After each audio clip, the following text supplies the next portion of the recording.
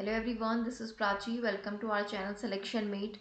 आई hope आप सब बहुत अच्छे होंगे और आपके एग्ज़ाम की प्रिपरेशन भी बहुत अच्छे से चल रही होगी। जैसे कि आपने प्रीवियस वीडियोस देखी होंगी कि एलटी और ईएमआरएस के एग्ज़ाम के लिए यहाँ पर आपके लिए क्लासेस चलाई जा रही हैं, जिसमें 5 से 6 क्लासेस हो चुकी हैं। आपने नहीं देखी तो चैनल पर जाकर आप देख सकते हो। एलटी का जो मैथ्स का 2018 में पेपर हुआ था, उसके मैंने 2 वीडियोस में आपको उसके प्री वाईक्यू कराए हैं, ठीक है। और साथ ही साथ 2 से 3 वीडियोस हमारी टॉपिक वाइज आ चुकी हैं, ठीक है, जिसमें हम सिलेबस के अकॉर्डिंग चैप्टर कवर कर रहे हैं और प्लस उसके क्या करते हैं, एग्जाम्पल्स करते हैं, ठीक है। आज हम डिस्कस करेंगे हमारा टॉपिक नंबर 3। हमने कुछ एल्जेब्रा के टॉपिक्स डिस्कस कर लिए हैं और अब हम डिस्कस करेंगे रियल एनालिसिस। आज के सेशन में जो रियल एनालिसिस का पार्ट है उसको हम रिवाइज करने की यहाँ पर कोशिश करेंगे, ठीक है। तो जुड़ जाइए सेशन में, ठीक है। एंड तक सेशन देखना, बहुत ही आपके काम आएगा। और यहाँ से 3 से 4 नंबर का जो क्वेश्चंस हैं, 3 से 4 नंबर के, वो आपको एग्जाम में देखने को मिल सकते हैं। वेटेज तो यही रहता है, ठीक है, एग्जाम में। तो ये आपका बहुत हेल्प करेगा। एलटी का जो 6 दिसंबर को आपका एग्जाम है उसके लिए भी और ईएमआरएस के लिए भी, बाकी सभी उन टीजीटी पीजीटी एग्जाम्स के लिए जिसमें जो भी जिनका सब्जेक्ट मैथ्स है, ये सेशन सभी के लिए जो है इक्वली इम्पॉर्टेंट है। अब बिना देरी के जो आज का सेशन है उसको हम शुरू करते हैं और बात करते हैं अपने टॉपिक की। चैप्टर का नाम है रियल एनालिसिस और इसमें सबसे पहला पॉइंट हम देखेंगे तो को पहले कुछ डेफिनेशंस फॉर्मूलाज देखेंगे, उसके बाद या उसी के साथ साथ हम एग्जांपल्स देख लेंगे, ठीक है। साथ ही साथ में एग्जांपल्स भी देख लेंगे उस पर जो बेस्ड है। सबसे पहले हमारा जो टॉपिक है वो है रियल एनालिसिस में sequence of real number. Sequence of real numbers, इसकी अगर हम बात करते हैं तो सीक्वेंस ऑफ रियल नंबर क्या होता है? A sequence of real number is a function.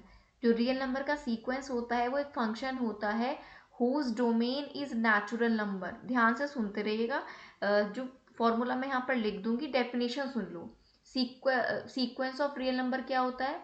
A sequence of real number is a function, वो एक फंक्शन होता है जिसका डोमेन जो होता है वो नेचुरल नंबर होता है, ठीक है। जिसका जो डोमेन होता है वो नेचुरल नंबर होता है एंड सो ऑन।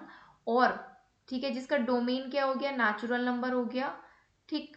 और उसका जो कोडोमेन है वो रियल नंबर होता है। वो क्या होता है? आर होता है। उसका कोडोमेन क्या होता है? रियल नंबर, यानी कि आर होता है। और इस सीक्वेंस को हम रिप्रेजेंट करते हैं कुछ इस तरह से, ए एन से इसको रिप्रेजेंट करते हैं, A1 A2 A3 and so on. तो ये सीक्वेंस है। तो वास्तविक संख्याओं का एक ऐसा फलन होता है जिसका परिभाषा क्षेत्र नेचुरल नंबर होता है और कोडोमेन आर होता है। ये मैंने आपको बता दिया, ठीक है। चलिए इसका एक छोटा सा एग्जाम्पल देखते हैं। जैसे अगर हम यहाँ पर इसकी बात करते हैं सीक्वेंस की, तो जैसे मान लो ए एन आपको क्या दिया है? 1/n दिया है। अब यहाँ पर n की वैल्यूज क्या होंगी? जो डोमेन होगा वो नेचुरल नंबर होगा, 1 2 3 इस तरह से। तो अगर हम n को यहाँ पर 1 पुट करते हैं तो क्या आ जाएगा? ये 1। 2 पुट करेंगे तो 1/2, 3 पुट करेंगे तो 1/3। तो ये क्या हो जाता है? Basically this is the sequence. ये क्या है? हमारा सीक्वेंस है, ठीक है। तो उम्मीद करती हूँ ये वाला सीक्वेंस ऑफ रियल नंबर आपको क्लियर होगा। अब आ जाते हैं दूसरे पॉइंट पर, जो कि है आपका बाउंडेड सीक्वेंस। ये सीक्वेंस ऑफ रियल नंबर हो गया। अब हम बात कर रहे हैं बाउंडेड सीक्वेंस की, ठीक है। बाउंडेड सीक्वेंस की हम यहाँ पर बात कर रहे हैं, जिसको हम सीमाबद्ध सीक्वेंस भी कहते हैं, ठीक है। सीमाबद्ध भी, इसको अनुक्रम, सीमाबद्ध अनुक्रम भी कह सकते हैं या बाउंडेड सीक्वेंस कह सकते हैं। तो कोई भी सीक्वेंस जो है, जो कि हम ए एन यहाँ पर सीक्वेंस मान रहे हैं, कोई भी सीक्वेंस ए एन जो है वो बाउंडेड होगा। कब होगा? इफ अ रियल नंबर, कोई भी सीक्वेंस बाउंडेड होगा अगर कोई रियल नंबर m एग्जिस्ट करेगा, ठीक है। तो सच दैट कंडीशन क्या बनेगी? सीक्वेंस ए एन का mod less than equal to real number m for all n, ठीक है। ये कंडीशन बनेगी आपकी, ये वाली इसमें, ठीक है। यहाँ पर क्या, अगर m कोई क्या है? वास्तविक संख्या है या रियल नंबर है, और ए एन कोई सीक्वेंस है, तो क्या कंडीशन बनेगी बाउंडेड सीक्वेंस की? जो मॉड ए एन होगा वो less than equal to m होगा, रियल नंबर का होगा, फॉर ऑल n, n की सभी वैल्यू के लिए mod A N less than equal to M होगा, ये बाउंडेड सीक्वेंस की कंडीशन है। ठीक है, जैसे फॉर एग्जाम्पल आपके पास ए एन इज इक्वल टू हम 1/n मान लेते हैं। ए एन आपने क्या मान लिया, 1/n। तो यहाँ पर जो ए एन की वैल्यू होगी वो किसके बीच में लाई करेगी, वो लाई करेगी ए एन की वैल्यू लाई करेगी 0 और किसके बीच में, 1 के बीच में। ठीक है, मॉड ऑफ ए एन जो है m के बराबर या इक्वल होना चाहिए। ठीक है, तो इसकी वैल्यू क्या होगी, क्योंकि मॉड में है तो पॉजिटिव होगी, मॉड में लेने का मतलब है कि पॉजिटिव, तो कहाँ से लेके, 0 से लेकर और 1 तक, या 1 के बराबर तक या 1 से कम इसकी वैल्यू होगी। तो ये आपका, इसका मतलब क्या हो गया, इस कंडीशन को फॉलो करता है तो ये क्या हो जाएगा, आपका बाउंडेड हो जाएगा। ठीक है, इतनी चीज क्लियर हो गई। अब चलते हैं मोनोटोनिक सीक्वेंस पर। थर्ड जो पॉइंट है हमारा, that is monotonic sequence. Monotonic sequence, monotonic sequence की अगर हम बात करते हैं तो दो तरह का होता है। एक तो इसमें आता है इंक्रीजिंग मोनोटोनिक सीक्वेंस। ठीक है, एक इसमें इंक्रीजिंग होता है और एक इसमें होता है डिक्रीजिंग। एक इंक्रीजिंग होता है और एक डिक्रीजिंग होता है। ठीक है, इंक्रीजिंग की कंडीशन होती है A N plus one greater equal to A N, और डिक्रीजिंग की कंडीशन होती है A N plus one less than equal to A N. जब इन पर बेस्ड आपको क्वेश्चन करने होंगे ना, तो ये कंडीशन लगानी होगी, ये कंडीशन लगा दोगे और सेटिस्फाई करेगा। अगर ये सेटिस्फाई करता है तो मोनोटोनिक इंक्रीजिंग सीक्वेंस है, और ये कंडीशन सेटिस्फाई करता है तो मोनोटोनिक डिक्रीजिंग सीक्वेंस है। यानी कि आपको ए एन तो दिया होगा हर क्वेश्चन में, तो आपको ए एन प्लस वन निकालना होगा, और इन दोनों के बीच में अगर ये रिलेशन आता है तो इंक्रीजिंग, और ये रिलेशन आता है तो ये आपका हो जाता है डिक्रीजिंग। जैसे हम ए एन मान लेते हैं 1/n है, 1/n पे क्या होगा, तो ए एन के बाद हमें ए एन प्लस वन की वैल्यू चाहिए, तो ये हो जाती है 1/n प्लस वन। अब जो 1/n प्लस वन है वो हमेशा छोटा होगा 1/n से। ठीक है, तो ये क्या कंडीशन आपकी हो गई, ये कंडीशन आपकी हो गई है A N plus one less than A N के। ठीक है, किसके बराबर हो जाएगी, ये लेस देन ए एन के हो जाएगी। ये किसकी वैल्यू है, ए एन की, तो ये डिक्रीजिंग सीक्वेंस आपका हो जाएगा। ये क्या हो जाएगा, डिक्रीजिंग सीक्वेंस। ठीक है, तो जो कंडीशन फॉलो करेगी ये उसके अकॉर्डिंग आपका हो जाएगा। ठीक है, ठीक है, तो यहाँ पर एक बात समझने की ये है कि आप ये बोलोगे कि ये कंडीशन लेस देन 1/n कैसे हुई। अब इस कंडीशन को यहाँ पर समझो, n के प्लेस पर आप 1 पुट करो, तो 1/2 प्लस वन, और ये आ जाता है 1/2, तो ये आपका हो जाता है 1/3, और ये आ जाता है 1/2। तो एक चीज़ के दो हिस्से हो रहे हैं, एक चीज़ के तीन, तो इनमें से क्या बड़ा होगा, ये वैल्यू बड़ी होगी, इसलिए ये कंडीशन हमने लिखी है। और ये सेकंड वाली कंडीशन में आ रहा है तो ये डिक्रीजिंग होगा। उम्मीद करती हूँ इतनी चीज़ आपको क्लियर होगी। नेक्स्ट पॉइंट नंबर 4 पर बढ़ते हैं। ठीक है, पॉइंट नंबर 4 की बात करते हैं। अब आ जाता है हमारा कन्वर्जेंट सीक्वेंस। सीक्वेंस में अब कन्वर्जेंट और डाइवर्जेंट की बात करेंगे, पहले कन्वर्जेंट सीक्वेंस की बात करेंगे। पहले कन्वर्जेंट सीक्वेंस की बात कर लेते हैं। तो कोई भी सीक्वेंस, मान लो ए एन है हमारे पास, जो कि किस को टच करता है, लिमिट को। ठीक है, A N tends to L, तो कोई भी सीक्वेंस ए एन जो कि एल तक जा रहा है, लिमिट तक, वो कब कन्वर्जेंट होगा, अगर limit N tends to infinity A N किसके बराबर हो जाए, लिमिट के, यानी कि एल के बराबर हो जाए। ये कंडीशन है कन्वर्जेंट सीक्वेंस की। यानी कि कोई भी फाइनाइट वैल्यू जब हमें मिले, कोई वैल्यू हमें लिमिटेड मिले, फाइनाइट मिले, तो वो कन्वर्जेंट सीक्वेंस होता है। ठीक है, तो इसमें आप समझो, जैसे एग्जाम्पल देख लो साथ ही साथ, हमारे पास है limit N tends to infinity n/n plus one. ठीक है, अब इस तरह से पहले इसको थोड़ा सिंप्लीफाई कर लेते हैं। n से ऊपर नीचे इसको डिवाइड कर देते हैं, n से इसको ऊपर नीचे डिवाइड करेंगे तो 1/1 प्लस 1/n आ जाएगा। अब इसमें लिमिट पुट कर देंगे इन्फिनिटी, तो 1 प्लस 1/इन्फिनिटी क्या हो जाता है, 0, तो ये आ जाएगा 1। ठीक है, 1 क्या है, एक फाइनाइट वैल्यू आपको मिल रही है। 1 क्या है, फाइनाइट वैल्यू है, तो ये जो आपका सीक्वेंस होगा ये आपका कैसा हो जाएगा, कन्वर्जेंट सीक्वेंस होगा। ये आपका कैसा होगा, कन्वर्जेंट सीक्वेंस हो जाएगा। ठीक है, अच्छा, इसमें क्या होता है, एक चीज़ आप समझिएगा,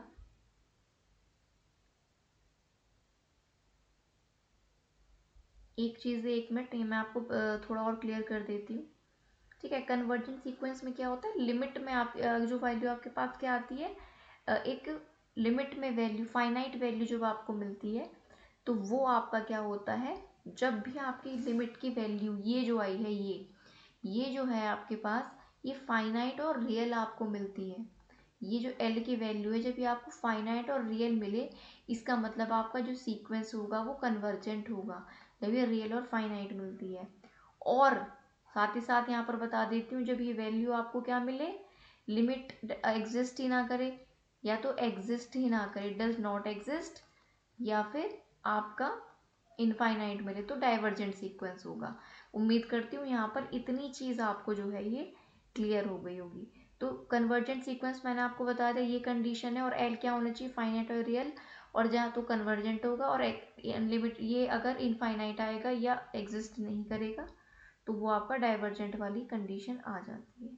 जैसे, ठीक है, तो कोई भी सीक्वेंस डाइवर्जेंट कब होता है, जब लिमिट उसकी एग्जिस्ट नहीं करती या इनफाइनाइट होती है।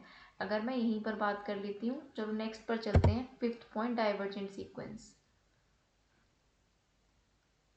डाइवर्जेंट सीक्वेंस, तो मैंने क्या बताया, जब limit, if limit does not exist, doesn't exist, और इनफाइनाइट, तो वो सीक्वेंस आपका हो जाता है limit N tends to infinity, A N की वैल्यू क्या मिले आपको, इनफाइनाइट, तो ये आपका सीक्वेंस हो जाता है डाइवर्जेंट। जैसे हमने एक sequence A N is equal to ले लिया -1 की पावर एन, अब एन की वैल्यूज पुट करो आप, ठीक है, एन की वैल्यूज 0 1 2 पुट करोगे आप, तो समथिंग की पावर 0 क्या होता है, 1 होता है ना, एन की वैल्यू रियल पुट करते हैं, एन 1 2 3 सीक्वेंस में रियल, तो एन की वैल्यू 1 करेंगे सीक्वेंस में, एन हमने नेचुरल नंबर लिया है ना, शुरू में बताया था, तो अगर यहाँ पर आप -1 की पावर 1 रखोगे, ये वाली वैल्यू, तो -1 मिलेगा। इस -1 की पावर 2 करोगे तो 1, फिर -1, फिर 1, इनफाइनाइट में जा रही है वैल्यू, तो ये जो सीक्वेंस आपका दिया है ये क्या हो जाएगा, डाइवर्जेंट हो जाएगा। क्लियर है इतनी चीज़, उम्मीद करती हूँ। कन्वर्जेंट और डाइवर्जेंट की जो ये यहाँ पर कंफ्यूजन थी, ये आपकी क्लियर थोड़ी हो गई होगी। सीक्वेंस मैंने आपको बता दिया कि कैसे कन्वर्जेंट आपको देखना है और कैसे डाइवर्जेंट का आपको देखना है, ठीक है। जैसे आपके पास एक एग्जाम्पल है, ए एन का 1/n हमने बताया था, ठीक है, जब n इन्फिनिटी होगा तो 1/n क्या होगा, 0, ठीक है, तो इसकी वैल्यू हमें क्या मिलेगी, 0 मिलेगी, तो ये क्या है, फाइनाइट है और रियल है, तो ये आपका सीक्वेंस कन्वर्जेंट आएगा, ठीक है। इतनी चीज़ आपको उम्मीद करती हूँ यहाँ पर क्लियर हो गई होगी। अब या फिर आपके पास ए एन है, कोई सीक्वेंस है n स्क्वायर, अब यहाँ पर आप limit N tends to infinity रखते हो, तो इन्फिनिटी आएगा, ठीक है, तो इसकी कोई फाइनाइट लिमिट है ही नहीं, तो ये क्या हो जाएगा आपका, डाइवर्जेंट हो जाएगा यहाँ पर, ठीक। तो यहाँ पर उम्मीद करती हूँ आपको ये चीज़ यहाँ पर अच्छे से क्लियर हो गई होगी, ठीक है, कन्वर्जेंट और डाइवर्जेंट वाली, ठीक। अब चलते हैं अगले पॉइंट पर, अब अगले पॉइंट पर चलते हैं, यहाँ से हम कन्वर्जेंट डाइवर्जेंट का हमारा हो चुका है, 5 पॉइंट्स हमने यहाँ पर आपके सामने ये डिस्कस कर लिए हैं। अच्छा, जो मैंने आपको ये -1 वाला बताया है ना, ये जो रिपीट होती जा रही है वैल्यू, पहले माइनस फिर प्लस, माइनस प्लस प्लस, इसको हम, ये डाइवर्जेंट सीक्वेंस तो हो गए, साथ के साथ ऑस्किलेटिंग भी होगा, क्या होगा, ऑस्किलेटिंग, जो कि वैल्यू को क्या कर रहा है, रिपीट करता जा रहा है, ऑस्किलेटिंग सीक्वेंस ये आपका कहलाता है, ठीक। चलो, अच्छा, एक पॉइंट, एक थ्योरम आप याद रख लेना, अभी बताती हूँ आपको, नोट करा देती हूँ यहाँ पर, एक थ्योरम है, इसको आप याद रखना, एवरी बाउंडेड, मैं नोट करवा देती हूँ 6th पॉइंट में, point number 6, every bounded and monotonic sequence, ये तो देख चुके हैं हम दोनों, every bounded and monotonic sequence is convergent, ये याद रखना, जो भी सीक्वेंस बाउंडेड होगा और मोनोटोनिक होगा, वो कन्वर्जेंट होगा, यानी कि हर एक सीमाबद्ध और एकांतर अनुक्रम अभिसरित होता है, यानी कि कन्वर्जेंट होता है। एक तो ये पॉइंट याद रखना, ठीक है। इसके अलावा एक आपको याद रखना है,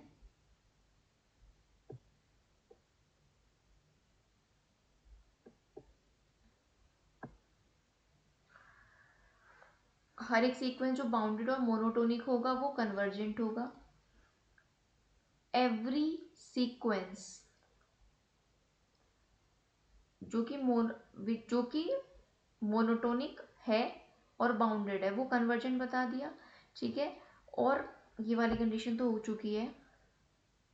अब देखो, जैसे हमने यहाँ पर बात की है भी इस वाली ना थ्योरम की, इसका एग्जाम्पल देख लेते हैं कि every bounded and monotonic sequence is convergent. जैसे हमने ले लिया A N is equal to 1 minus 1/n। अब हम इसमें मोनोटोनिक चेक करेंगे पहले, फिर बाउंडेड, ठीक है। मोनोटोनिक को चेक करते हैं, तो उसके लिए हमें ए एन प्लस वन चाहिए होता है। तो ए एन प्लस वन क्या हो जाएगा, जहाँ पर भी एन है वहाँ पर ये पुट कर देंगे हम, ठीक है। ये आपका आ जाएगा N plus one minus 1/n plus one, that means n plus one, ये कंडीशन आपको मिलेगी, ठीक है। फर्दर इसको सॉल्व करेंगे तो 1/1 प्लस 1/n, ये आपको वैल्यू यहाँ पर मिल जाएगी। अब ये जो ए एन प्लस वन आया है, ये वैल्यू क्या है, ये वैल्यू बड़ी है किससे, ए एन प्लस वन की वैल्यू किससे बड़ी है, जो हमारे पास ए एन है। ए एन क्या है, 1 माइनस 1/n, यानी कि n माइनस 1/n से ये वैल्यू बड़ी है, ठीक है। इसका क्या मतलब है कि जो ए एन है वो किससे छोटा है, 1 से छोटा है। कैसे छोटा है 1 से, ए एन तो 1 से छोटा ही है ना। जब 1 में से आप कुछ भी वैल्यू माइनस कर रहे हो तो 1 से कम आएगी। जब 1 से कम कर रहे हो तो ये ए एन क्या प्रूफ हुआ कि 1 से कम होगा। यही यहाँ पर ये हमें चेक करना था, ठीक है। तो ए एन प्लस वन जो है ये बाउंडेड की कंडीशन हमारी क्या थी, बाउंडेड की कंडीशन एक बार देख लेते हैं। बाउंडेड सीक्वेंस की क्या कंडीशन थी, ये जो आपका होगा इसकी वैल्यू 0 से 1 के बीच में, तो ये बाउंडेड होता है, ठीक है। 0 से 1 के बीच में और 1 के बराबर या 1 से छोटी, तो ये लेस देन 1 हमारी कंडीशन आ रही है, ठीक है। ये हमारी क्या कंडीशन आ रही है, लेस देन 1 आ रही है। इसका मतलब ये क्या होगा, बाउंडेड की नहीं, मोनोटोनिक की कंडीशन हम चेक कर रहे थे, सॉरी, मोनोटोनिक वाली जो आपकी कंडीशन है, ठीक है। तो मोनोटोनिक वाली कंडीशन थी हमारी ये वाली कि इसमें, अच्छा, हमने इंक्रीजिंग और डिक्रीजिंग सीक्वेंस देखा था इसमें। अगर ये ए एन प्लस वन बड़ा या बराबर है ए एन के तो इंक्रीजिंग होगा, ठीक है। मोनोटोनिक तो ये हमारा हो गया, इंक्रीजिंग मोनोटोनिक हुआ क्योंकि ए N plus one A N से बड़ा आ रहा है। देखो, ए एन प्लस वन बड़ा आ रहा है ए एन से, तो ये हमारी क्या हो गई, मोनोटोनिक की कंडीशन हो गई, वो भी इंक्रीजिंग मोनोटोनिक हो गया। इंक्रीजिंग डिक्रीजिंग बताया था तो इंक्रीजिंग मोनोटोनिक हो गया। तो ये जो हमारा ए एन है ये इंक्रीजिंग मोनोटोनिक हो गया। अब बाउंडेड को चेक करते हैं, ठीक है। अब क्या, अब जो ए एन की वैल्यू है वो 1 से छोटी है, तो 1 से छोटी है तो ये क्या होगा, बाउंडेड की कंडीशन, क्योंकि ए एन की वैल्यू ये आती है बाउंडेड की कंडीशन। बाउंडेड की कंडीशन क्या होती है कि एन की वैल्यू 0 से बड़ी हो, 1 या 1 से छोटी हो, तो ये कंडीशन आके दैट मीन्स ये बाउंडेड है, ठीक है। तो ये आपका जो बाउंडेड भी हो गया और ये आपका मोनोटोनिक भी हो गया, तो दैट मीन्स ये कन्वर्जेंट आपका हो जाएगा, ठीक है। अब कन्वर्जेंट की क्या कंडीशन है वो भी चेक कर लेते हैं, तो इसमें लिमिट ले लेते हैं tense to infinity 1 minus 1/n, तो 1 बचेगा। तो 1 क्या है, फाइनाइट और रियल वैल्यू है, तो ये कन्वर्जेंट भी है। दैट मीन्स मोनोटोनिक और बाउंडेड होगा तो वो क्या होगा, कन्वर्जेंट होगा, और कन्वर्जेंट होगा वो भी हमने यहाँ पर चेक कर लिया है, ठीक है। इतनी चीज़ उम्मीद करती हूँ आपको यहाँ पर क्लियर हो गई होगी, ठीक। चलिए, अब मोनोटोनिक का तो हमने इंक्रीजिंग और डिक्रीजिंग देख लिया था, ठीक है। इंक्रीजिंग डिक्रीजिंग हमने मोनोटोनिक का शुरू में ही देख लिया था। अब एक चीज़ और देखिएगा, अब एक कंडीशन और ध्यान से सुन लेना। जो हमने बाउंडेड वाली कंडीशन पढ़ी है, बाउंडेड वाली कंडीशन ये पढ़ी है हमने, है ना, ये वाली, तो इसमें दो चीज़ें हैं, ये लेस देन है, लेस देन इक्वल है। एक होता है बाउंडेड अबव और एक होता है बाउंडेड बिलो।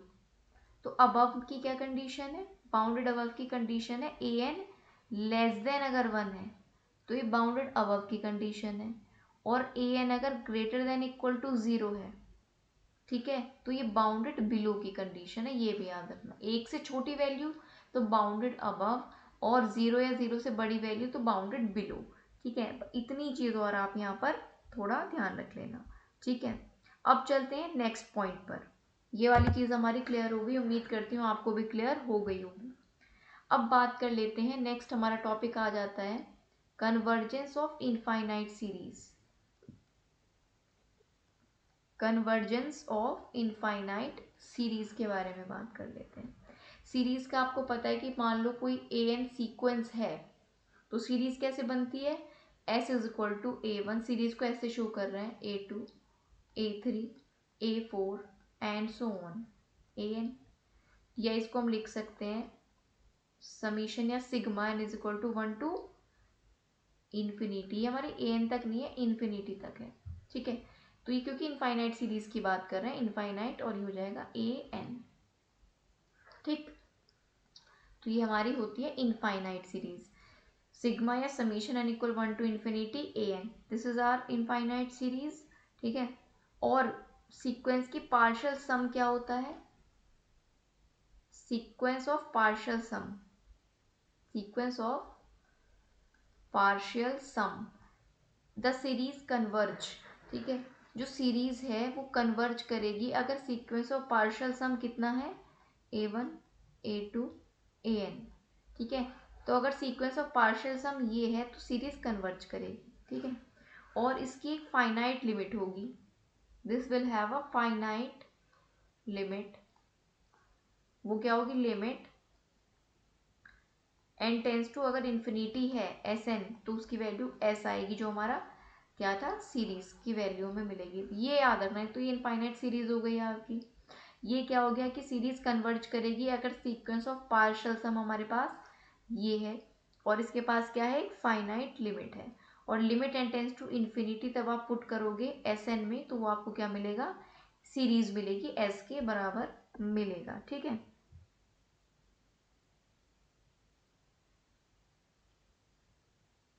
हाँ, तो जो ये फाइनाइट लिमिट की बात हो रही है वो इसके लिए हो रही है। ठीक है, इसके पास का एक फाइनाइट लिमिट है, तभी तो लास्ट वाली वैल्यू मिल रही है। इनफाइनाइट में आपको लास्ट की वैल्यू नहीं मिलेगी, तो इसके पास क्या है, फाइनाइट लिमिट है, और ये इन्फिनिटी वाली लिमिट की कंडीशन होती है। ठीक, चलो अब कुछ टेस्ट ऑफ कन्वर्जेंस हम यहाँ पर देख लेते हैं। ठीक है, we have some test of convergence, test of convergence. Test of convergence में सबसे पहले आता है आपका कंपैरिजन टेस्ट। यहाँ पर सबसे पहले एक आ जाता है आपका कंपैरिजन टेस्ट। तो कंपैरिजन टेस्ट में क्या है कि मान लेते हैं कि ए एन ग्रेटर इक्वल टू 0 है, और एक हमारे पास बी एन है, वो क्या है, ग्रेटर देन इक्वल टू 0 है। ए एन भी greater than equal to 0, B N भी ग्रेटर देन इक्वल टू 0। तो यहाँ पर अगर A N less than equal to B N होता है फॉर ऑल एन, अगर ये कंडीशन होती है तब दो केस बनेंगे। पहला, पहले में क्या होगा, अगर बी एन कन्वर्ज कर रहा है तो ए एन भी कन्वर्ज करेगी, जो सीरीज है हमारी।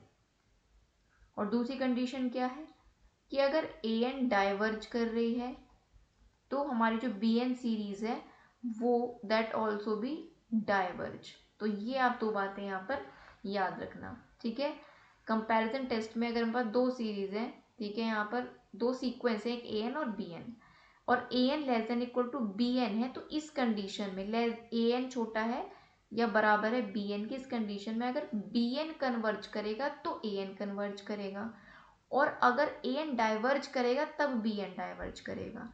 ये क्या है, इसकी कंडीशन है। इसको एग्जाम्पल में भी हम देख लेते हैं। अब आप यहाँ पे देखिए टेस्ट ऑफ कन्वर्जेंस, जो मैंने आपको कंडीशन बताई है, ठीक है, उस पर बेस्ड एग्जाम्पल देखते हैं। तो आपको टेस्ट ऑफ कन्वर्जेंस करना है इस सीरीज का। ठीक है, आपके पास ये सीरीज है 1/n² + 1। ठीक, अब एक बात हमें यहाँ से समझो कि जो ये नीचे डिनोमिनेटर में n² + 1 है, क्या ये n² से बड़ा है, ऑफ कोर्स बड़ा है। पर ये तो हो गया n² + 0, ये है एन स्क्वायर प्लस वन, तो क्या बड़ा है, ये वैल्यू बड़ी है, तो ये एन स्क्वायर से क्या हो गई, बड़ी हो गई। अब इसका उल्टा कर दो, मतलब इसको वन अपॉन में जब आप ले जाओगे एन स्क्वायर प्लस वन, तो ये सिंबल भी आपका चेंज हो जाएगा वन अपॉन एन स्क्वायर में। ठीक, अब ये जो दोनों तरफ अगर हम सम ले लेते हैं, ठीक है, या खाली हम इसकी अगर हम बात करें, तो सम या summation one upon N square जो होता है बाय पी सीरीज टेस्ट, ठीक है, बाय पी सीरीज टेस्ट, ये क्या होता है, कन्वर्जेंट होता है। अब आप बोलोगे कैसे, यहाँ पर इसको ये होता है समीशन वन अपॉन एन की पावर पी, तो p की वैल्यू अगर एक से बड़ी है तो सीरीज होती है कन्वर्जेंट, तो p की वैल्यू क्या है यहाँ पर दो, तो दो एक से बड़ा है तो कन्वर्जेंट। तो ये जो ये याद रखना, ये आपको वैसे भी ये टेस्ट डायरेक्टली याद रखना, ये कन्वर्जेंट होती है series one upon N square वाली, ठीक है। तो जब वन अपॉन एन स्क्वायर वाली सीरीज कन्वर्जेंट है, दिस इम्प्लाइज जो ये आपकी एन स्क्वायर प्लस वन होगी, this is also convergent by comparison test जो हमने अभी किया है, ठीक है। क्या किया है कि बी एन अगर कन्वर्ज करेगा तो ए एन भी कन्वर्ज करेगा, ए एन डाइवर्ज करेगा तो बी एन भी डाइवर्ज करेगा। तो ये क्या कंडीशन है, ये है आपका ए एन, ये है आपका बी एन। बी एन क्या है, ये कन्वर्जेंट, देख लिया हमने कन्वर्ज कर रही है, तो दैट इम्प्लाइज ए एन भी कन्वर्ज करेगी, यानी ये वाली जो टर्म है ये भी कन्वर्ज करेगी। तो कंपैरिजन टेस्ट जो हमने देखा, उम्मीद करती हूँ उसका एग्जाम्पल आपको क्लियर होगा। अब इसी का एक डाइवर्जेंट वाला केस देख लो, ठीक है। ये अगर आपको मैं एक बार और समझा देती हूँ, अगर कन्वर्जेंट वाला समझ नहीं आया तो, ठीक है, इसको एक बार कन्वर्जेंट वाला और समझ लो यहाँ पर, ठीक। देखो, ये आपको क्लियर होना जरूरी है, कन्वर्जेंट डाइवर्जेंट से काफ़ी क्वेश्चंस आते हैं, इसलिए दोबारा आपको बता रही हूँ। हमारे पास है one upon N square plus one. अब चूंकि एन स्क्वायर बेस हमें दिख रहा है, तो हम इसको एन स्क्वायर से कंपेयर करेंगे, ठीक है, नीचे वाले इसको डिनोमिनेटर को, एन स्क्वायर प्लस वन जो होगा बड़ा होगा एन स्क्वायर से, कॉमन सेंस की बात है। ये अभी मैंने आपको बताया कि एन स्क्वायर प्लस वन है और ये खाली एन स्क्वायर, तो इससे बड़ा होगा। जब हम इसको रेसिप्रोकेट कर देंगे, उल्टा कर देंगे, तो ये इधर साइन चेंज हो जाएगा। अब दोनों तरफ क्या ले लेंगे, समीशन ले लो दोनों तरफ, तो वन अपॉन एन स्क्वायर, ठीक। अब हमने क्या टेस्ट पढ़ा है, ये A N less than B N हो गया आपका, series A N series B N, कि बी एन अगर कन्वर्ज करेगा, दो कंडीशन पढ़ी हैं, दो केस पढ़े हैं ना हमने टेस्ट ऑफ कन्वर्जेंस में, कि अगर बी एन कन्वर्ज कर रहा है तो ए एन भी कन्वर्ज करेगा, और एक क्या पढ़ा है कि अगर ए एन डाइवर्ज कर रहा है तो बी एन भी डाइवर्ज करेगा, ये पढ़ा हमने, ठीक। अब यहाँ पर इसलिए हम बी एन को चेक कर रहे हैं कि जो summation one upon N square है, ये ऑफ इसका स्टेटमेंट है, ठीक है। ये याद रखना है आपको कि चूंकि p की वैल्यू है यहाँ पर दो और ये एक से बड़ी है, तो बाय p टेस्ट सीरीज, ये सीरीज जो होती है आपकी पूरी कन्वर्जेंट होती है, और जब बी एन ही आपका कन्वर्जेंट हो गया, तो by this test of convergence जो ए एन है ये भी आपका कन्वर्ज करेगा। उम्मीद करती हूँ आपको ये क्लियर होगा। अब चलते हैं डाइवर्जेंट वाले केस पर, अब आ जाओ डाइवर्जेंट वाले केस पर, इसकी कंडीशन देख लेते हैं। तो इसमें आपको सीरीज दी है एन अपॉन एन प्लस कुछ भी ले लो, 5 ले लो, ठीक है। अब इसको आप किससे कंपेयर करोगे, ठीक है, इसका आप कैसे करोगे। अच्छा, इससे पहले जैसे मैंने कन्वर्जेंस टेस्ट से आपको बताया कि अगर p की वैल्यू एक से बड़ी है तो कन्वर्जेंट होगा, लेकिन अगर p की वैल्यू एक के बराबर है या एक से छोटी है तो डाइवर्जेंट होगी सीरीज, अगर p टेस्ट की हम बात करें, बाय p टेस्ट, ठीक है, बाय p टेस्ट, जिसमें वन अपॉन एन होता है, ठीक है, इस वाली सीरीज में, तो n की वैल्यू अगर वन है ना या वन से छोटी है तो ये डाइवर्ज करेगी सीरीज, याद रखनी ये बात, और एक या एक से बड़ी है तो कन्वर्ज करेगी, ठीक है। इतनी बात आपको याद रखनी है, ठीक है। अब चलिए इसको डाइवर्जेंट वाले केस को देख लेते हैं। सबसे पहले जो आपका n upon N plus five है, इसको थोड़ा सिंप्लीफाई करके अगर हम लिखें, यानी कि इसको n से डिवाइड कर देते हैं, तो ये आ जाएगा one, one plus five upon N आ जाएगा। अब पहली कंडीशन समझो यहाँ पर आप, कि जो n प्लस फाइव है, ठीक है, n ये किससे बड़ा है, ये जो है आपका n की जो वैल्यू है वो 5 से बड़ी है। भाई यहाँ पर n की जो वैल्यू है वो 5 से बड़ी है क्योंकि 5 में कुछ ऐड होगा। n की वैल्यू 5 से बड़ी है, अगर n को इधर ले जाते हैं हम तो 1 ग्रेटर देन 5/n हो जाएगा, या हम लिख सकते हैं 5/n लेस देन 1। अब दोनों तरफ +1 कर दो दोनों साइड, तो 1 + 5/n और ये हो जाएगा 1 + 1 2। ये कंडीशन हो गई हमारे पास। और ये कंडीशन किसके बराबर है? ये जो हमारी कंडीशन है इसको अगर हम उल्टा कर दें, है ना, इसको रेसिप्रोकेट कर दें, 1/1 से डिवाइड कर दें पूरी साइड को, तो 1/1 + 5/n और 1/2 हो जाएगा। तो ये भी ये है और ये भी ये है, ठीक है। ये किसके बराबर हमने लिखा है? n/n + 5 के, ठीक है। ये किसके बराबर लिखा है हमने? ये वैल्यू क्या हो गई? जब अपॉन रेसिप्रोकेट करेंगे तो ये सिंबल जो है आपका इधर आ जाएगा, ग्रेटर देन 1/2 हो जाएगा। और यहाँ पर ये वैल्यू क्या है हमारे पास? ये इसके बराबर है। इसको तो हमने सिंप्लीफाई करके लिखा है। और ये हो गया। जब इनको हम कंपेयर करेंगे इसको और इसको, तो हमें क्या मिलेगा? n/n + 5 जो होगा वो बड़ा होगा 1/2 से। यही तो कंडीशन है। जब इन दोनों को कंपेयर करेंगे तो ये हमें ये वैल्यू मिलेगी, ठीक है। अब हमें ये वैल्यू जब मिली, ठीक है, अब देखो तो ये हमारी क्या है? हमारी सीरीज है an, और ये क्या आ गया? Greater than 1/2। अब ये जो है दोनों तरफ अगर हम समीशन ले लेते हैं, ठीक है, तो अब ये जो होगी इस पर डिपेंड करेगा, ठीक है। तो ये जो वैल्यू है हमारी 1/2, ये बन जाती है किस फॉर्म की? समीशन 1/n फॉर्म की। और ये जो है हमारी, ये डाइवर्जेंट सीरीज होती है हार्मोनिक सीरीज में, ठीक है। हार्मोनिक सीरीज में डाइवर्जेंट सीरीज होती है, ठीक है। अब ये डाइवर्जेंट होगा तो ये भी डाइवर्जेंट होगा, ये डाइवर्जेंट होगा तो ये भी डाइवर्जेंट होगा। दैट मीन्स ये जो हमारे पास सीरीज है ये क्या करेगी? डाइवर्ज करेगी। उम्मीद करती हूँ आपको ये चीज़ क्लियर हो गई होगी। फिर से समझ लो, जिन लोगों को क्लियर नहीं हुई है फिर से समझ लेते हैं, ठीक है। एक बार इसको कंपाइल कर देते हैं। देखो हमारे पास क्या, ये एन जो सीरीज है, हमें ये सीरीज गिवन है, इसको हमने इस फॉर्म में थोड़ा चेंज कर लिया एन से डिवाइड करके। तो एक टर्म हमारी, इसको चाहे इक्वेशन आप 1 मान सकते हो। अब यहाँ पर ये जो वैल्यू है ये 5 से बड़ी है, ठीक है। एन की वैल्यू यहाँ पर जो होगा वो 5 से बड़ी है। क्यों? डिनोमिनेटर वाली जो वैल्यू है 5 से बड़ी है ना ये, क्योंकि n + 5 है तो 5 से बड़ी है ये वैल्यू, ठीक। दैट मीन्स यहाँ पर जो n होगा वो ग्रेटर देन 5 होगा। अगर n को इधर ले जाते हैं तो ये 1 बचेगा इधर, और हमने क्या किया? पहले इधर 5/n इसको उधर लिख लिया और इसको इधर लिख लिया। उसके बाद दोनों साइड +1 को ऐड करेंगे तो ये 1 + 5/n और ये हो जाएगा 2, ठीक है। फिर इसको उल्टा कर देंगे, 1/1 से डिवाइड कर देंगे दोनों साइड, तो ये कंडीशन बन जाएगी ये और ये। फिर इसको इक्वलेंट करेंगे 1 और 2 को, तो हमें ये इक्वेशन मिल जाएगी। फिर दोनों साइड हमने क्या ले लिया? समीशन ले लिया, तो ये बन गया हमारा। अब जब समीशन 1/2 है ये डाइवर्ज करती है, ये हार्मोनिक सीरीज होती है, तो ये भी क्या करेगी? डाइवर्ज करेगी। क्योंकि डाइवर्ज कर रही है दैट मीन्स ये भी आपका क्या करेगी? डाइवर्ज करेगी। उम्मीद करती हूँ ये चीज़ भी आपको यहाँ पर क्लियर हो गई होगी। ऑल राइट, चलिए अब आ जाते हैं, ये तो हमारा कंपैरिजन टेस्ट था। अब आ जाते हैं लिमिट कंपैरिजन टेस्ट में। लिमिट कंपैरिजन टेस्ट, यहाँ से आपको इस जो ये आज हम टॉपिक डिस्कस कर रहे हैं ना, 7 से 8 क्वेश्चंस डिस्कस देखने को मिल सकते हैं एलटी और ईएमआरएस के एग्जाम में, ठीक है। तो ये अच्छे से आप देख लीजिएगा।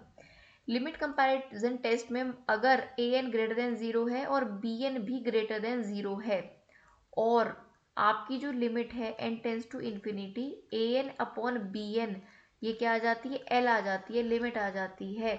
और यहाँ पर जो l होगा उसकी वैल्यू 0 से इन्फिनिटी के बीच होगी। तो आपकी क्या कंडीशन बनती है कि जो आपकी सीरीज an और आपका सीरीज bn होंगे, ठीक है, ये क्या होंगे? या तो दोनों कन्वर्ज करेंगे, ईदर बोथ कन्वर्ज या बोथ डाइवर्ज।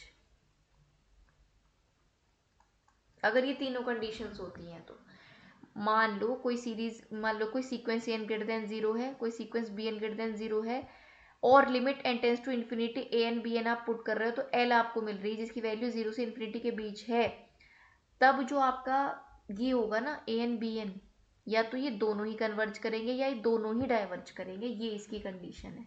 या तो दोनों ही कन्वर्ज करेंगे या दोनों ही डाइवर्ज करेंगे। जैसे for example summation 3n plus one upon N square plus one, और ये तो ए एन है जो हमें गिवन है, बी एन हम मान लेते हैं 1/n, late B N is 1/n। 1/n से इसको कंपेयर करके या सॉल्व करके हम चीज़ों को लेकर चलेंगे। अब इसमें हम क्या करते हैं, हमारे पास क्या कंडीशन थी तीसरी वाली, एक तो ए एन हो एक बी एन हो, जो कि क्या है ग्रेटर देन जीरो थे, ए एन भी और बी एन दोनों ग्रेटर देन जीरो थे। और तीसरी कंडीशन क्या थी, limit N tends to infinity A N upon B N.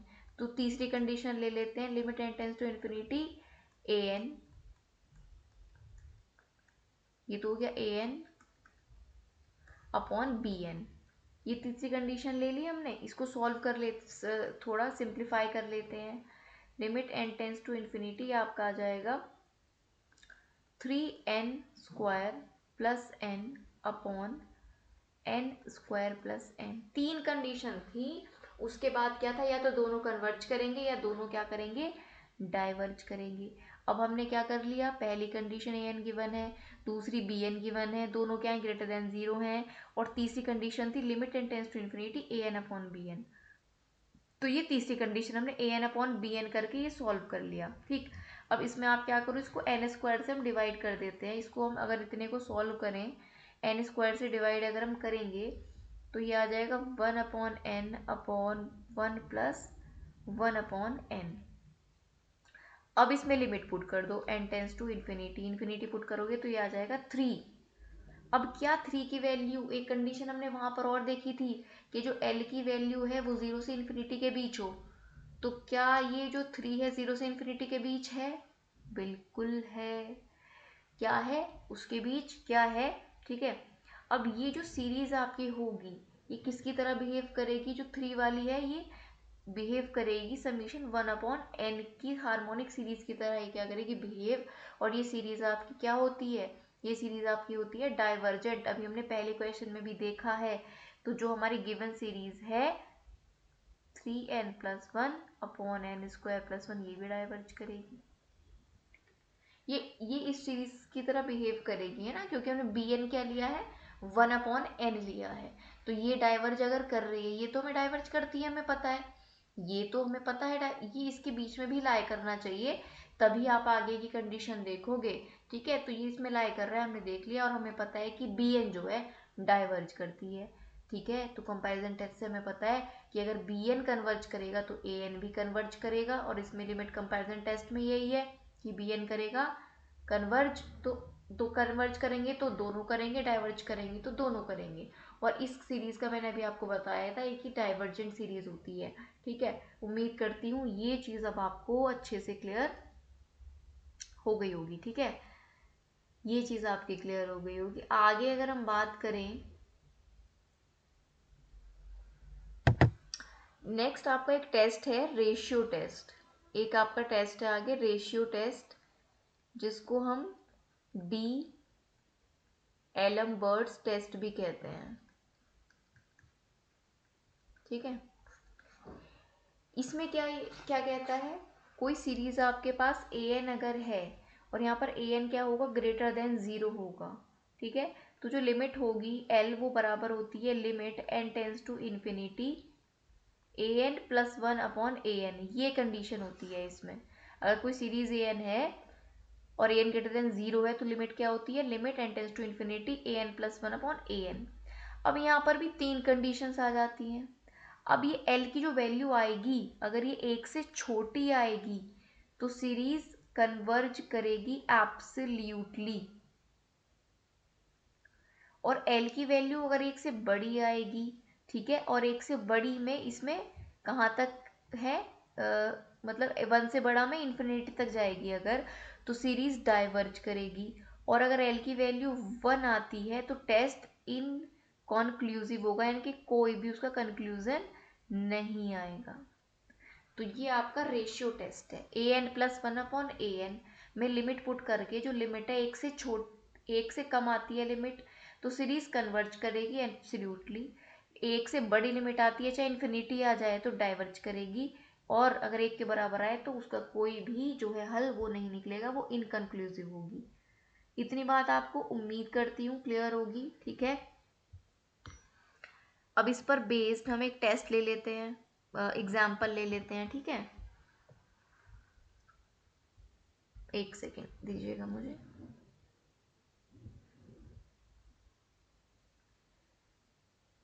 ये आपका हो जाता है, इसका एग्जाम्पल देख लो। आपके पास दिया है, आपको टेस्ट करना है convergence of N equal 1 to infinity A N, और ए एन की वैल्यू क्या है आपके पास, एन फैक्टोरियल अपॉन एन की पावर एन। ये आपके पास है, इंपॉर्टेंट क्वेश्चन भी है आपका ये, इसको ध्यान से देखना। ये आपको ए एन दिया है, ठीक है, एन फैक्टोरियल अपॉन एन की पावर एन। अब हमें रेशियो टेस्ट में क्या निकालना होता है, रेशियो टेस्ट में हमें क्या दिया था कि ए एन एक तो ग्रेटर देन जीरो होगा, ग्रेटर देन जीरो है, करेक्ट है। अब जो एल हम लेते हैं, एल की वैल्यू क्या लेते हैं, limit N tends to infinity A N plus one upon A N. तो पहले ये निकाल लो, A N plus one upon A N. तो A N plus one upon A N आपका क्या हो जाएगा, ए एन प्लस वन, जहाँ जहाँ एन है वहाँ एन प्लस वन रख देते हैं, अपॉन एन प्लस वन की power N plus one. Upon में ए एन क्या है हमारा, एन फैक्टोरियल अपॉन एन की पावर एन, ठीक है। इसको थोड़ा अगर हम सॉल्व करते हैं तो ये हो जाता है एन प्लस वन का फैक्टोरियल अपॉन एन फैक्टोरियल, ठीक है, इंटू एन की पावर एन है, ये ऊपर चला जाएगा और ये नीचे आ जाएगा, एन प्लस वन की पावर एन प्लस वन, ठीक है। इसको ओपन करेंगे अगर हम, एन प्लस वन फैक्टोरियल को ओपन करेंगे तो N plus one N factorial आ जाएगा, ठीक है। एक सेकेंड इसको थोड़ा क्लियर कर लेती हूँ।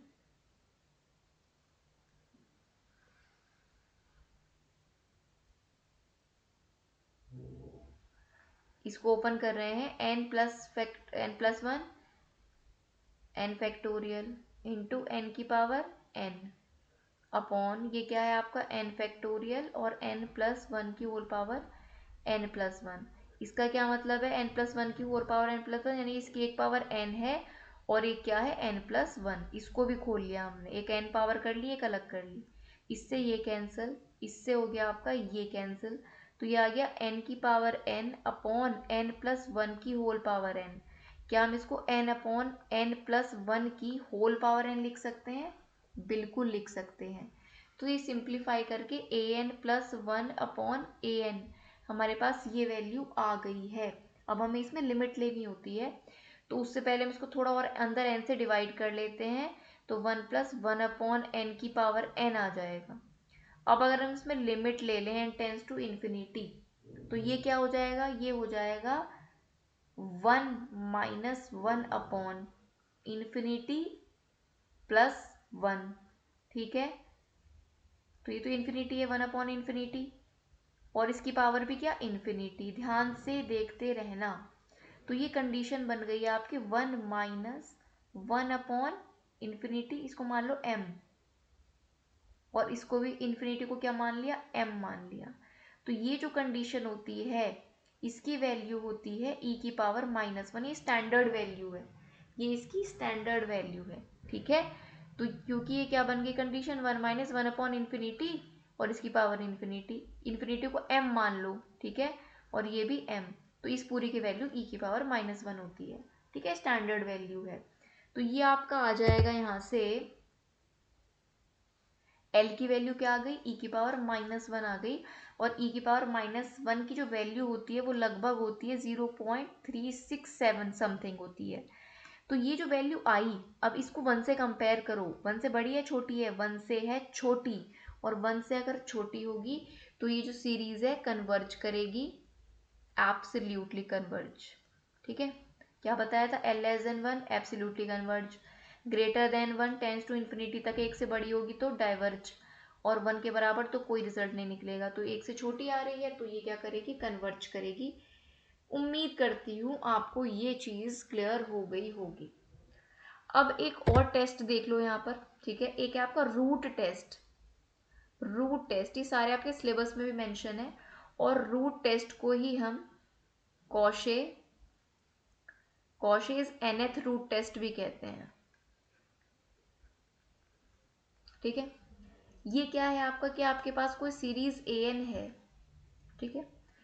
तो लिमिट l आपके पास होती है, limit n tends to infinity, ठीक है। इसमें रूट टेस्ट है तो रूट होते हैं रूट की पावर में n, और मॉड ऑफ an इसके अंदर होता है। तो ये पहले निकाल लो क्वेश्चन में, फिर लिमिट पुट करो। अब इसकी क्या कंडीशंस हैं, पहली है कि l लेस देन 1 तो कन्वर्ज करेगा एब्सोल्यूटली, l ग्रेटर देन 1 तो डाइवर्ज करेगा, और l इक्वल्स टू 1 तो इसका भी कोई रिजल्ट नहीं आएगा, इनकॉन्क्लूसिव। जो पहले वाली टेस्ट में कंडीशन थी वही इसमें कंडीशन है, पर ये इसकी कंडीशन होती है रूट में n, रूट की पावर क्या है n है, और मॉड ऑफ an। इसका अगर हम एक छोटा सा एग्जाम्पल दें तो इसका एग्जाम्पल देखो, आपके पास सीरीज दी है n equal 1 to infinity 2n upon 3n plus 1 की होल पावर n, ये दिया है। तो पहले जो अंदर वाला हमारे पास ये an की पावर n है, इसको थोड़ा सॉल्व कर लेते हैं। तो अगर इसका रूट ले लें हम और पावर n कर दें तो 2n अपॉन 3n प्लस 1 ये था, और अंडर रूट में इसकी पावर थी n। इसका मतलब क्या होता है, इसका मतलब होता है, और ये होल पावर n थी, तो 2n upon 3n plus 1 whole power n, और इसका रूट हटाएंगे तो ये पूरे की पावर 1 अपॉन n हो जाती है। तो n से n कैंसिल हो जाएगा, तो आपके पास आएगा 2n अपॉन 3n प्लस 1। ये सॉल्व करके वैल्यू आ जाएगी। अब n से डिवाइड कर दो ऊपर नीचे तो ये आ जाएगा 1 अपॉन n, ठीक। इसमें लिमिट पुट करोगे आप इन्फिनिटी तो क्या आ जाएगा, 2/3 आ जाएगा। अब 2/3 भी 1 से छोटा है, 2/3 1 से छोटा है, तो ये सीरीज भी आपकी क्या करेगी, कन्वर्ज करेगी। जो आपको सीरीज ये गिवन है, ये आपको आपकी सीरीज जो है कन्वर्ज करेगी, ठीक है। उम्मीद करती हूँ ये चीज़ आपको अच्छे से यहाँ पर क्लियर हो गई होगी, क्या क्या यहाँ पर क्या चीज़ें हैं, क्या कंडीशन है, कौन से टेस्ट में आपका क्या कंडीशन होती है, ठीक है। एक रेबीज टेस्ट है आपका, रेबीज टेस्ट, रेबीज टेस्ट, ठीक है। इसको रेबीज ड्यूमल टेस्ट भी कहते हैं, रेब्यूज ड्यूमल टेस्ट। इसकी कंडीशन देखो, इनकी कंडीशंस अगर आपको पता है ना, और एग्जाम में आए कि उससे टेस्ट करके बताओ कन्वर्जेंट है डाइवर्जेंट है, तभी तो आप कर पाओगे। इसकी क्या कंडीशन है, अगर कोई आपके पास सीरीज एन है तो यहाँ पर आपको r इज इक्वल टू क्या निकालना होता है, r फॉर रेबीज टेस्ट है ना, limit n tends to infinity n into A N upon A N plus 1 minus 1। ये रेबीज टेस्ट की कंडीशन है, कंडीशन याद रहेंगी। और इनमें किस कंडीशन पर क्या आता है तो आपको आसानी से याद रहेगा। जैसे अगर r की वैल्यू 1 से बड़ी तो ये कन्वर्ज करेगी, r की वैल्यू 1 से छोटी तो ये डाइवर्ज करेगी, और r की वैल्यू अगर 1 आ जाती है तो इनकॉन्क्लूसिव है, टेस्ट नहीं आएगा। अब बाकी दो इससे पहले वाले टेस्ट हमने क्या देखे, कंपैरिजन टेस्ट, और वो उसमें क्या था आपका रेशियो टेस्ट। कंपैरिजन टेस्ट में आप वो उल्टी कंडीशंस थी कि लेस देन 1 पर कन्वर्जेंट होता था, ग्रेटर देन 1 पर डाइवर्जेंट। यहाँ पर रेबीज टेस्ट में उल्टा है, ये ध्यान रखना बस। अगर r की वैल्यू 1 से बड़ी तो कन्वर्जेंट, 1 से छोटी तो डाइवर्जेंट, और 1 के बराबर तो कोई रिजल्ट नहीं आएगा। अब इसका एक छोटा सा एग्जाम्पल और यहाँ पर हम देख लेते हैं, ठीक है। ये कंडीशन पर आप याद रखना, n into A N plus 1 sorry A N upon A N plus 1 minus 1, ये रेबीज टेस्ट की कंडीशन है, ठीक। तो हमारे पास यहाँ पर हमने एग्जाम्पल ले लिया, एक सीरीज ले ली सिंपल सी, 1 अपॉन एन ले ली, ठीक है। तो ये तो ए एन की वैल्यू है, क्या है ए एन की वैल्यू यहाँ पर 1 अपॉन एन, और ए एन प्लस 1 क्या हो जाएगा, 1 अपॉन एन प्लस 1 हो जाएगा। तो इसमें अगर वैल्यूज पुट करते हैं, हमें पहले तो चाहिए ए N upon A N plus 1 अंदर के लिए चाहिए, तो 1 अपॉन एन अपॉन 1/n+1, तो ये क्या हो जाएगा, n+1/n हो जाएगा, या n से डिवाइड कर दो तो 1+1/n हो जाएगा ये, ठीक है, n से डिवाइड कर दें अगर इसको तो। अब ये कंडीशन आ गई, अब पूरे एक्सप्रेशन में इसमें पुट कर देते हैं, ठीक है। तो n इंटू ये क्या वैल्यू आई है, 1+1/n, -1 करना है, -1 कर दिया, ये कैंसल, n इंटू 1/n क्या वैल्यू आ गई, 1 आ गई। अब limit n tends to infinity होती है उसमें भी, है ना, एंड लिमिट वाला फॉर्मूला क्या होता है, limit n tends to infinity होती है, पर लिमिट n रखने के लिए कुछ बचा ही नहीं है, ठीक है। तो ये आपकी वैल्यू आ गई है 1, आर की वैल्यू 1, यानी कि जो टेस्ट है वो क्या है, इनकॉन्क्लूसिव है, उसका कोई कंक्लूजन नहीं निकलेगा। और अगर आर की वैल्यू 1 से बड़ी आती तो कन्वर्ज करता, आर की वैल्यू छोटी आती तो डाइवर्ज करता। तो ये जितने टेस्ट मैंने आपको बताए हैं, जितने भी टेस्ट मैंने आपको यहाँ पर ये बताए हैं, ये बहुत इंपॉर्टेंट है, इनकी कंडीशंस को आप याद रखना। एक टेस्ट और आपका आ जाता है logarithmic test, logarithmic test. Logarithmic वाले टेस्ट की क्या कंडीशन है, L is equal to limit n tends to infinity n into log an/an+1। तो पहले क्या करो, an/an+1 निकालो, फिर उसके लॉग की वैल्यू निकालो, फिर n से मल्टीप्लाई करो, फिर एंड में लिमिट ले लो, ये कंडीशन है। अब इसकी जो केसेस हैं वो क्या बनते हैं, L ग्रेटर देन 1 तो कन्वर्ज, L लेस देन 1 तो डाइवर्ज, और L की वैल्यू 1 तो इनकॉन्क्लूसिव। इसके भी जो रेबीज टेस्ट हमने किया है उसकी तरह कंडीशंस हैं, ठीक है। तो रेबीज टेस्ट की कंडीशन और लॉगरिथमिक टेस्ट की कंडीशन एक सी है, इस तरह से कुछ करके आप ध्यान रखना, ठीक है। क्लियर है इतनी बात आपको। इसका अगर आपको मैं एग्जाम्पल बताऊं तो यही है कि सीधे सीधे आपने ऐसे ही इसको करना है। एक छोटा सा एग्जाम्पल अगर हम ले लें, यहीं पर ले लेते हैं, सीरीज है आपकी 1/n की पावर p, ये सीरीज आपके पास है, यानी कि an की वैल्यू यहाँ पर क्या है, 1/n की पावर p, तो an+1 हमें चाहिए, ये हो जाएगा n+1 की पावर p। अब हमें चाहिए an/an+1, an/an+1, 1/n की पावर p इंटू n+1 की पावर p/1, तो ये आपका क्या आ जाएगा, n+1/n की होल पावर p आ जाएगी, और n से डिवाइड कर दो अंदर अंदर, तो ये आ जाएगा 1+1/n की होल पावर p। अब आगे बढ़ो, अब इसका हमें क्या लेना है, लॉग लेना है, ये निकाल लिया, अब लॉग लो, फिर लॉग लेने के बाद n से मल्टीप्लाई। इसका जब हम लॉग लेंगे, लॉग 1+1/n की होल पावर p, तो p आगे आ जाएगा, p लॉग 1+1/n हो जाएगा, ये हो जाएगा p लॉग 1+, अब n से मल्टीप्लाई कर दो तो n से मल्टीप्लाई कर दिया, ठीक है, n से मल्टीप्लाई कर दिया तो n p लॉग, ये वैल्यू हमारे पास आ गई है, ठीक है। अब यहां से आपकी वैल्यू क्या आ जाएगी, देखो अब हमारे पास क्या कंडीशन आ गई है, pn log 1+1/n। अब एक कंडीशन यहाँ पे समझिएगा, एक स्टैंडर्ड एक्सपेंशन है आपके पास log 1+x, ठीक है, log 1+x, x को रीच आउट करेगा अगर x टेंड टू 0 है तो, ठीक है, अगर x 0 को टेंड कर रहा है तो ये वैल्यू x को अप्रोच करेगी, log x+1 approaches to x के इक्वलेंट हो जाएगा ये।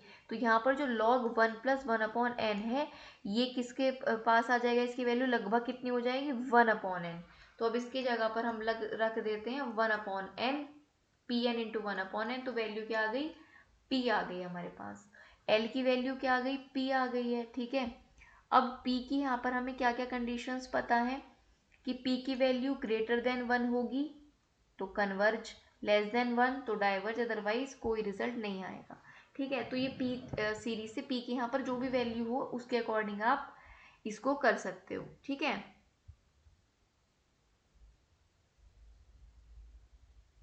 उम्मीद है मुझे यहाँ तक आपको सारी चीज़ें जो हैं वो अच्छे से क्लियर हो गई होंगी, ठीक है।